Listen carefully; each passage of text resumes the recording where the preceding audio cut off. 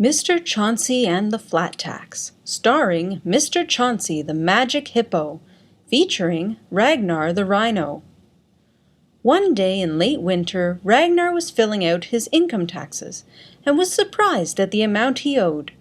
Ragnar had earned a promotion in the previous year, and as a result, his income grew beyond the next income tax bracket. Any earned income is subject to taxation by various levels of government.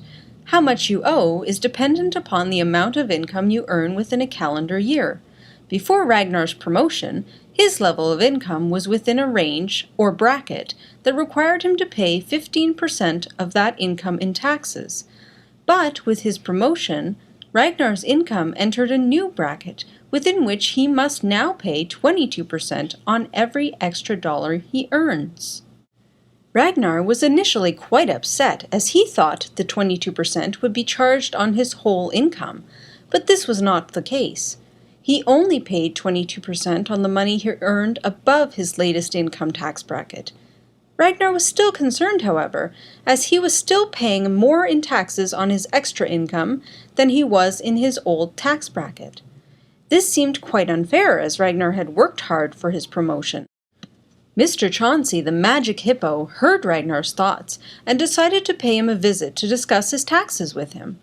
Being old friends, Ragnar welcomed Chauncy and explained how he felt he was being punished for his hard work when he had to pay a higher percentage in taxes on extra dollars earned in a new bracket. Ragnar believed that if income taxes must be charged, that the same percentage should be charged regardless of income. Chauncy explained that Ragnar's suggestion was not new, but was actually referred to as a flat tax.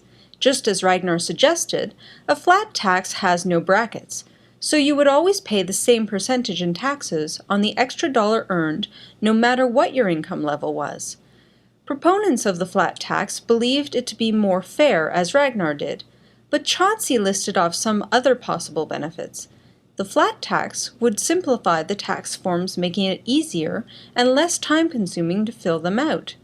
This could result in real savings, as the tax would then be less costly for the government to administer. Others suggest that the simpler flat tax would close possible loopholes that some use to legally avoid paying taxes. All of this seemed to make sense to Ragnar, who wondered why a flat tax was never implemented. Chauncy continued by saying that although a flat tax had some favorable aspects, it was not necessarily good tax policy, and that even those aspects which seemed favorable are not necessarily so. At this point, Ragnar made himself comfortable for what was sure to be a long discussion with his old friend. To start off with, Chauncy addressed why a flat tax would be considered fair. Why do we not simply charge the same absolute tax to everyone, say 20,000 for example? That way everyone would pay an equal amount and none would be treated differently. This seemed rather foolish to Ragnar, since some income earners don't earn much more than 20,000, if that much, and that to expect them to pay that amount would be ridiculous and not very fair at all. If an equal percentage were used, however, then everyone would be expected to pay an equal amount of their earned income, and would be within everyone's means to do so. Chauncy believed this reasoning to be incomplete, and thought that equal percentages were as poor an indicator for fairness as equal absolute dollar amounts. His reasoning stemmed from a concept economists refer to as diminishing marginal utility, or less extra happiness. This concept states that the more you have of something, the less extra happiness or utility you would derive from acquiring an extra unit of that thing. Chauncy uses a parable to express his point. Suppose there are two men trapped in the desert. Person A has access to 10 liters of potable or drinkable water, whereas person B has access to 100 liters. A magic chicken appears before both men and says that he can send a rescue in 30 days, but only if they pay him a combined total of 11 liters of water. Now, an initial way to equally pay the chicken would be if each man contributes 5 1/2 liters of water, but this would be more than half of person A's supply. As it is, surviving for 30 days in the desert with only 10 liters of water will be difficult. Ragnar interrupted at this point to say that he agreed that an absolute dollar amount would be unfair, and that was why an equal percentage was needed. Chauncy reminded Ragnar that the parable was being used to describe diminishing marginal utility, which, when applied, would show that an equal percentage is just as unfair as an equal dollar amount. Continuing with his story, Chauncy supposed that they could foot the chicken's bill if they each paid 10% of their water to the chicken. That would be only 1 liter from person A and a full 10 liters from person B. The equal percentage payment would normalize the amount of water they would pay to their total wealth. But is it fair or socially desirable? According to the diminishing marginal utility concept, 1 liter of water is worth more to person A than it is to person B, because person A has much less water in total. This is apparent when we think about what is needed to survive.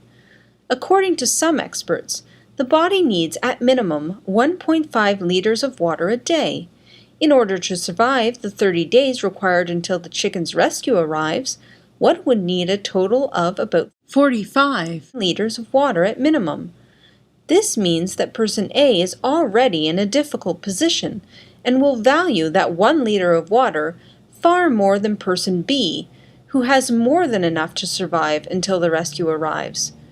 Ragnar began to understand Chauncy's point and guessed his conclusion. If the chicken's water tax were progressive, then person A would keep all of their water, improving their chance for survival, while the 11-liter tax could be paid by person B, who was still well above the poverty line, which in this case means survival. Ragnar still questioned why person B would not simply offer to pay the full tax, or even share some of their water.